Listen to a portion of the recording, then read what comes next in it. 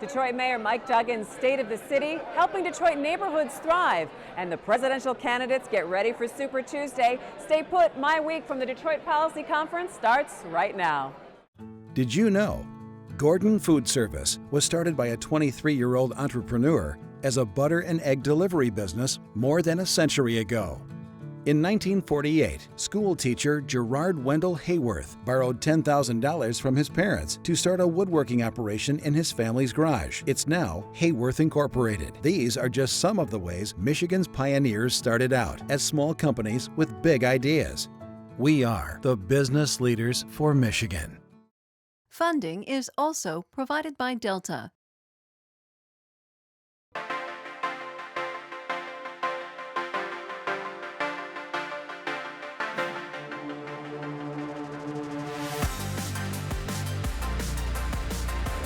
Hi there and welcome to MiWeek. I'm Christy McDonald. We're so glad that you're with us tonight. We're coming to you from the 5th Annual Detroit Policy Conference at the Motor City Casino Hotel. The Detroit Regional Chamber puts on this event for city and business leaders to focus on the growth and revitalization of Detroit. We'll talk more about this year's conference and hear from the Chamber President coming up. Also tonight, Detroit Mayor Mike Duggan lays out the progress in the city over the past year and the challenges that remain. We'll take a closer look at what he said in the annual State of the City address. Plus, we are less than 2 weeks away from Michigan's presidential primary. We'll take a look at the race for the White House and what may happen on Super Tuesday. That is all coming up tonight on MiWeek. Joining me now at the Detroit Policy Conference are MiWeek contributors Nolan Finley of the Detroit News, Stephen Henderson of the Detroit Free Press. Guys, it's always nice to be on the road here in Detroit. We like the road show. We The do. roads were a little snowy, but still good to be on. It was a bit of a white knuckler on the way Yeah. downtown here today for this entire policy conference. We haven't talked a lot about Detroit lately because there have been other things in the headlines. But Stephen, real quick, how would you characterize what we're talking about the policy conference here in terms of revitalization for neighborhoods and focus on investment there? Well, I mean, I think it was interesting that the policy conference here is focused on neighborhoods. That's what most of the speakers talking about, but also we heard Mayor Duggan's State of the City speech this week. That was also very heavily focused on neighborhoods. I mean, that is the direction step, that right. The narrative is headed, and there are still a lot of question marks about that. You know, I think everyone is being honest when they say we're not sure how all of this comes together for the 140 square miles that is Detroit. How would you characterize what the mood is here right now in terms of Well, I mean, Detroit? people have been upbeat for Detroit for a while. The importance of this conference, I think, and the focus on neighborhoods is that for a long time the theory was, let's get downtown up and healthy, let's pour our resources in downtown, and there'll be a trickle down to the neighborhoods. And I think there's finally a recognition that we can't let these neighborhoods go while downtown's rebuilding. We've got to do it all at once. We've got to shore up the neighborhoods now and can't let them get much worse. So that strategy maybe was not the right strategy, a trickle-down strategy? Well, I mean, I don't think it was so much of a strategy as it was a product of what the interest was, right? We had this surge of private investment interest in Detroit, and it focused on the downtown and midtown. Nobody was paying attention to, do we need to balance that, or how do we balance that so that the neighborhoods come up at the same time? Well, Detroit Mayor Mike Duggan is one of the keynote speakers here at the policy conference, and his appearance comes after delivering his third State of the City address this week, where he talked about the city's progress in the fight against blight, improved bus service, and balanced budgets. But he said there are several challenges that still lie ahead. Everything on the financial front is not rosy. We do have some clouds looming. I know my colleagues up here know this, and we're just going to have to deal with it. And the cloud that's looming is that the latest report shows we have a $491 million deficit in our pension fund, which starts to come due in 2024. Now, you might say, 2024, why are you talking to us about it today? But the way that you deal with these problems, it's not a crisis today, it's a problem today, is you start to deal with it early, you deal with it honestly, and we can manage it. And the other reason we start talking about it today is we are going to keep our pension fund solvent. We are going to keep our promise to our retirees. It's been broken once, and we're going to make darn sure it never gets broken again. For For the second year, the mayor took his message to the neighborhoods, delivering it at the Second Ebenezer Church. And afterwards, the thousands of people in attendance were invited to take part in an informational opportunity fair set up on church grounds. It was a really, it was a very upbeat State of the City address, and it was a long one last night. Nolan, what were your first impressions from it? Well, I mean, it was a pep talk, and that's part of his challenge. He's got a lot of initiatives going on. They're not, the city is not where it needs to be yet. Services are still lagging. He acknowledged that. Crime's still too high. Transportation still lagging. Schools need a lot of work. He's got to convince people to stay while he and others try to fix all that.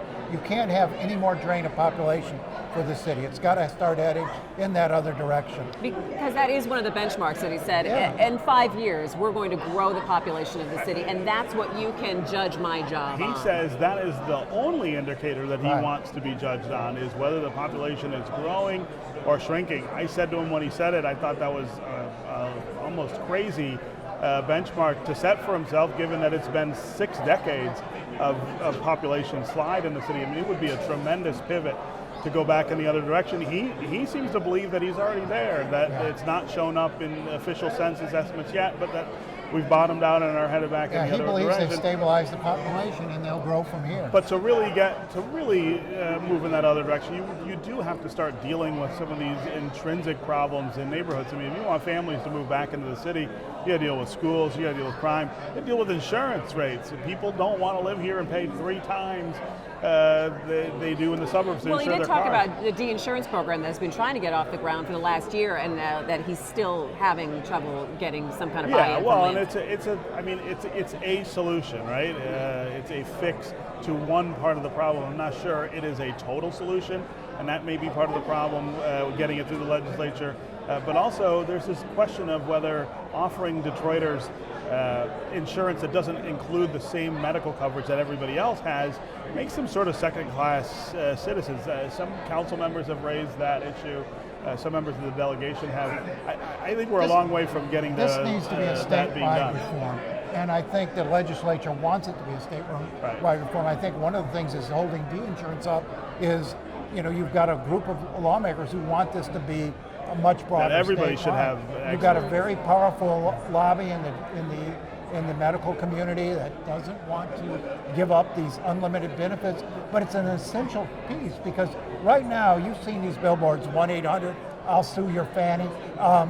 Those those lawsuits, those liability lawsuits, you said 2 to 3 times the rate in Detroit. Yeah, I mean, than that's in where the suburbs. That is what's driving up the cost. You take the unlimited funding of medical benefits out, because these attorneys are also getting a piece of the medical bills. Sure. I mean, it's a real racket. The problem, you take though, that out, and the cost goes way down. Well, the problem, of course, though, is if you do get in an accident and you are really Right. hurt, that de-insurance is not going to cover everything that you're going to need, and so that's where the question comes up about whether that's fair to Detroiters to even offer that, given that they're desperate for lower prices, but you're also giving something up. All right, let's talk about some of the positives that he touted last night. He's talking about in technology and crime fighting and some of the initiatives that they're putting together with the Detroit Police Department, talking about the new mortgage program so that more people will be able to, there's more money available for people to buy homes. He also talked about the property value increases in about 60 neighborhoods that he said have gone up by about 20% or so, but yes, that there are still neighborhoods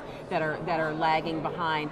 Also, lighting has been on the up. So those little things we talk about in terms of lighting neighborhoods, that there are more bus schedules that are on time and you have more buses out there. So there have been some positives in this past year. He's picked the low-hanging fruit. I mean, the things that should have been right for decades and that aren't as difficult as schools and crime. And I think that's essential because that starts to build trust in the community that he can finish the rest of the task. Did you find, Stephen, that he was doing an awful lot of thanking to everybody across the board? It wasn't just to City Council, but he thanked Governor Snyder in the same breath that he thanked President Obama.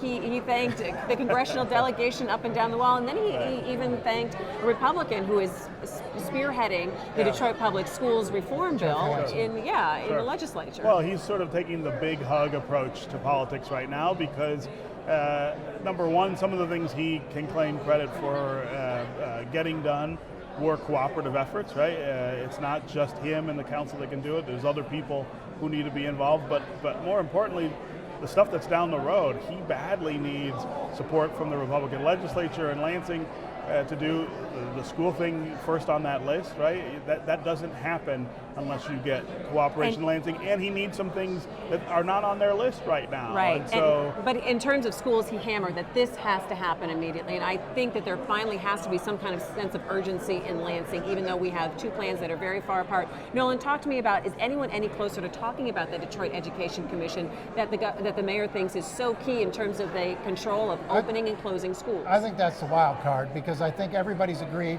they've got to address the finances. The state's got to settle this debt. I think that's been agreed upon.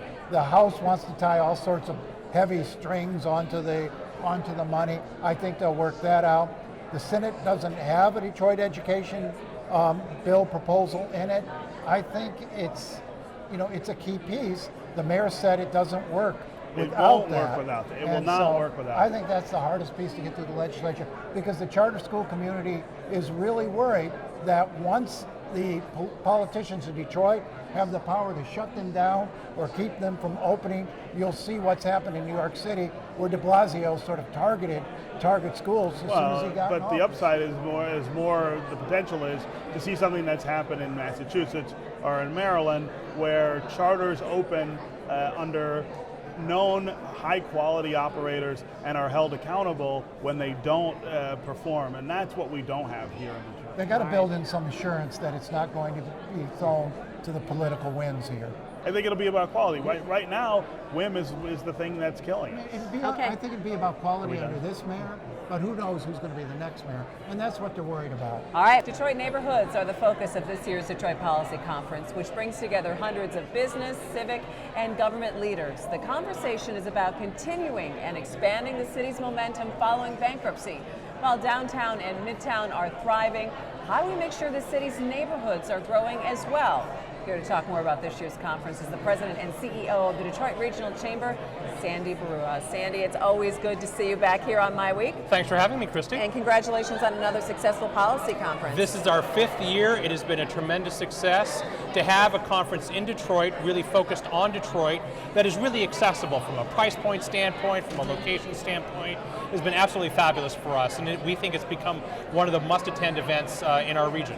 All right, so when you pick the focus of these events every year, why neighborhoods, why now?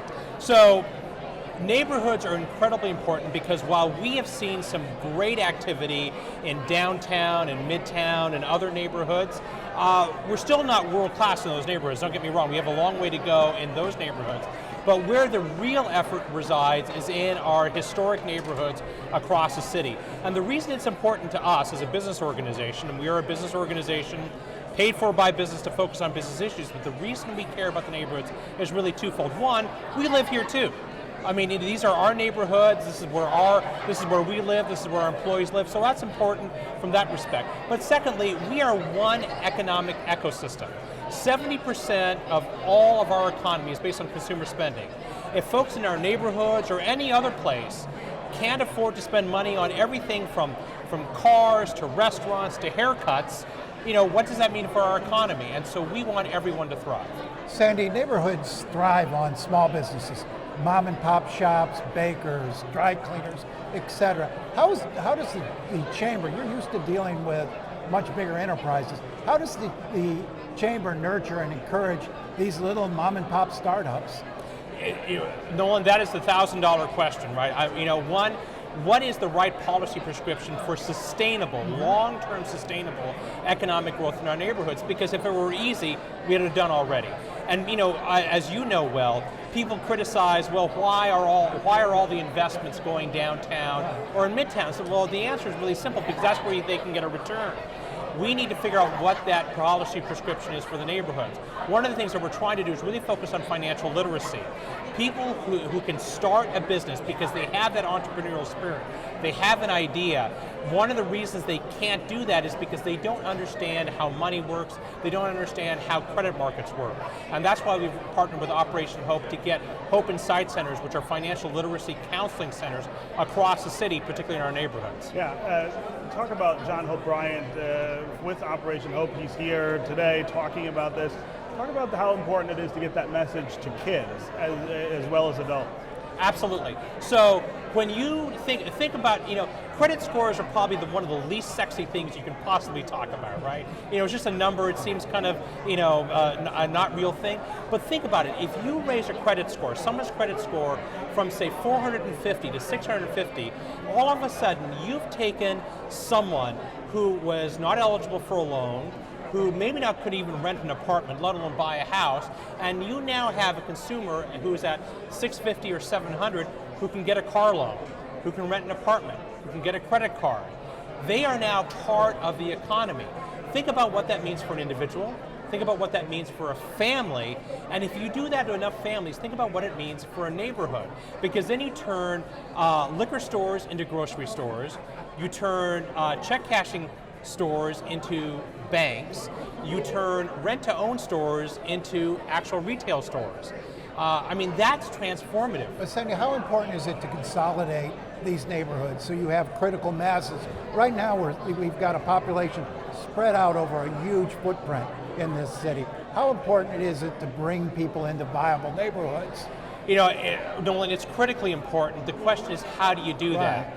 Obviously, in any city, but particularly Detroit, when Mayor Big tried to, consolidate neighborhoods, that went over, a little bit like a lead balloon, right?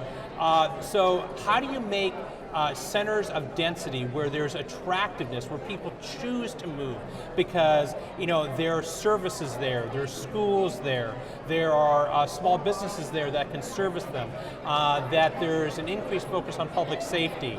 I think that's going to be the strategy going forward, and you need to let it be a little bit market-based. I don't think government should say, listen, this is where you're going to live. I don't think government should say, these are the neighborhoods we're going to focus on, but we need to kind of have that happen naturally. It's a tough policy decision. Let's talk a little bit about timeline, though, because I think we're all impatient to see a lot of action happen. But when you're talking about financial literacy and educating a population, that is a long-term goal. Yeah, Christy, yes and no. So, what's happening in these Operation Hope Centers that we're helping to sponsor is that you can almost immediately do a 40 to 50 point jump in your credit score just by starting to work on it. So people go into these Operation Hope Centers, and just for the first time, they're actually figuring out what's in their credit score. And just by doing the basic work of finding out what's in your credit score and doing those inquiries and cleaning up the things that are just blatantly wrong in your credit score, you can have a 40 point jump in your credit score right away.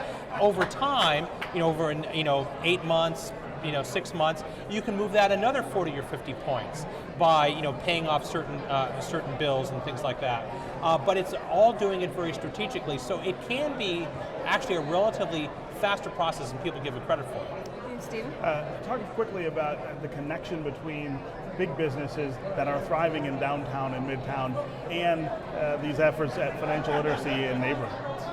Yeah, so, and here's the rub, right? And you guys have talked about this on the show and in the newspaper. The jobs that are being created in the modern 21st century economy and the jobs that are coming into Detroit are high skill, high tech, high education required jobs. What we all know in Michigan and in Detroit is that we've gone through now a couple of generations where people did not get the education they really needed to compete and win in the 21st century global economy. We need to do two things. One, we need to ensure that education, both for the students that are going through school now, which right now is not good, is fixed, and that we have adult education for people to be retrained. But the second thing we need to do is, to every extent possible, if we can bring employers into the city of Detroit and in our region that don't have those high requirements for education, we focus on bringing those jobs in. And I think the DEGC and the mayor's office is indeed doing that. Last quick question for you, Sandy. How has the image of the city of Detroit changed in the last year or so, and how has that changed in terms of bringing more business here? So the great thing about my job and people who have jobs similar to mine is that there is absolutely no dearth of getting people in the international investment community to listen to Detroit's story. Everybody wants to listen to it. The amount of capital that is floating around Michigan, floating around Detroit, ready to land is absolutely incredible. It was the great thing about bankruptcy. Everyone was concerned about bankruptcies, that's going to set a bad image. We said absolutely not. The message that bankruptcy sent to the credit markets and to the financial markets is that Detroit is finally being serious about fixing their problems. All right, Sandy Barua, thanks so much from the Detroit Regional Chamber for joining us. Great to be on the show. Thanks, Sandy. Turning now to politics, Michigan will soon take the spotlight in the race for the White House. There are 2 debates scheduled here in the next week or so in Detroit and Flint, and the state's primary takes place on March 8th. We've seen a lot of developments with the candidates this past week, including one dropout and Donald Trump's solid lead in the Republican race, but a lot could change after next week's Super Tuesday. Guys, I don't think anyone would have predicted we were here at this point with Donald Trump with such a commanding lead over the field for the Republicans. Nolan, as our resident Republican, or our resident right-leaning conservative person, are you pulling your hair out over this? Yeah. You know, I'm the guy who sat here like 6 months ago and said Donald Trump won't be the nominee. Yeah, exactly. We can roll that tape back. Yeah, we should. I've said it on so many places. I'm not sure I see a way he won't be the nominee. He took 46% of the Nevada vote this week in their caucuses. He goes into Super Tuesday ahead in every single poll in all 13 states, except for Texas, which is Ted Cruz's home state, and he's close there. He's beating Kasich in Ohio, and Kasich's an enormously popular governor in Ohio. He's beating Rubio in his home state of Florida. So you tell me where anybody gets the momentum to challenge Trump, as long as it stays a 3-4 person race.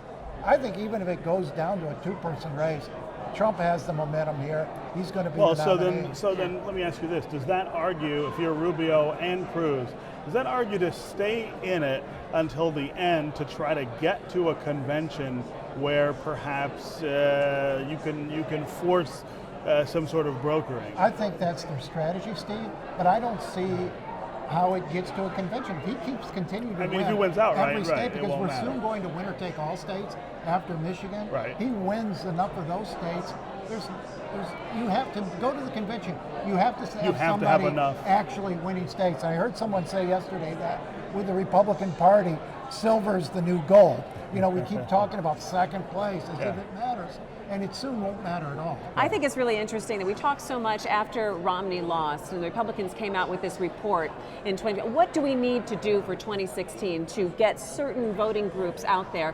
It would seem that Trump flies in the face of many of those goals that they had in that report coming out, in appealing to women and appealing to Latino voters, that he kind of flies in the face, or like a kinder, gentler Republican Party, and it seems to fly in the face of that. In the primaries, he's doing really well among all of those demographics, right? He won 41% of Hispanics in Nevada this week. But look at how small the Hispanic percentage of the Republican Party is in Nevada is the problem, right? He will do fine as long as you're just talking about in the universe of Republican voters.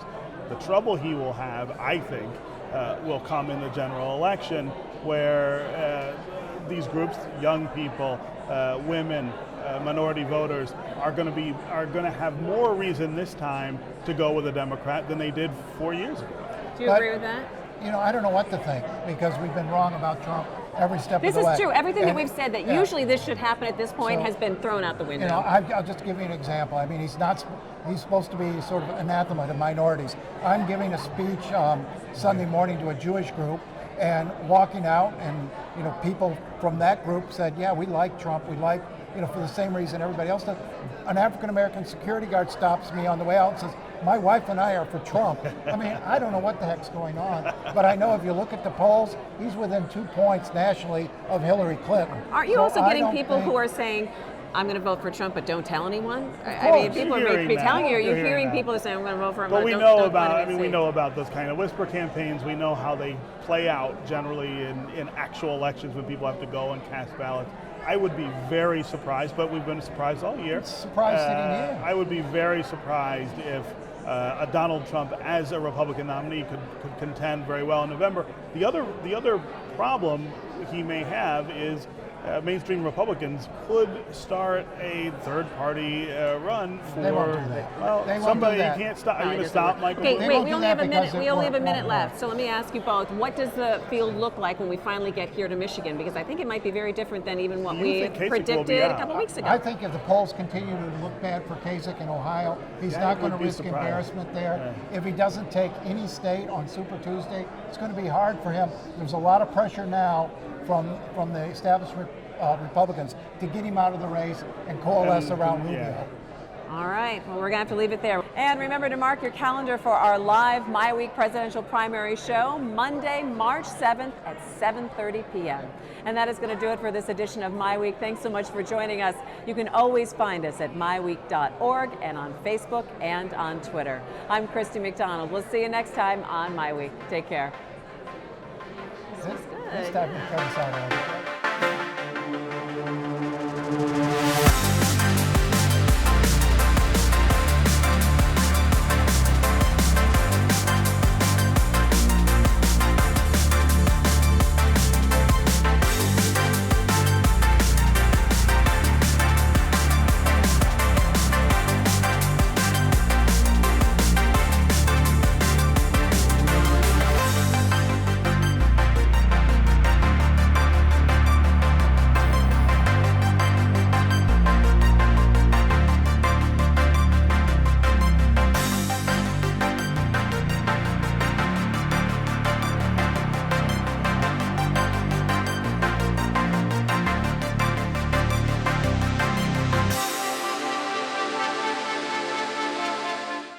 Did you know 2 Men and a Truck has performed 5.5 million moves to date? Or Dawn Food Products, the customer service staff at their international home office in Jackson, Michigan, speaks over 15 different languages. These are just some of the ways Michigan's pioneers started out as small companies with big ideas. This spirit of entrepreneurism is the foundation for a rich and prosperous future. We are the business leaders for Michigan. Funding is also provided by Delta,